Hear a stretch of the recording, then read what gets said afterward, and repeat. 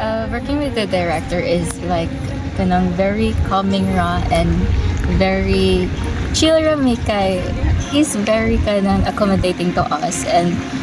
abi dyan ako at first kasabaan mi niya but no like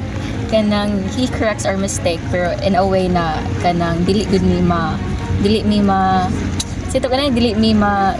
anxious or ma insecure but kanang he helps us kanang he motivates us the ay nga to do better and do this and ana so like kanang if I would be given a chance to work with him again I would love to kay very good very chill lang ni and sige na may katawa actually so more to and with my co-actors actually bago pa namin nag-meet sa uban mostly kay karon pa namo na-meet pero kanang bisan kan pa nagkailatanan kay kuan na smooth ang sailing and wala mi ka feel na left out me or ana marami kaila nagidinidaan so kaya nga na kanang welcoming ang mga co-actors maong dili jud kayo very kuan dili awkward and then when it comes to acting and the lesson that I learned from the film was kanang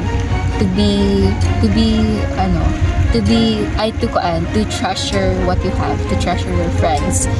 Kanang, yeah, kay they're the one na naapa na sa inyo. So treasure them while they're there and to also respect your parents. Respect what they still istorya sa inyo because they know what's the best for you. That's all. Thank you.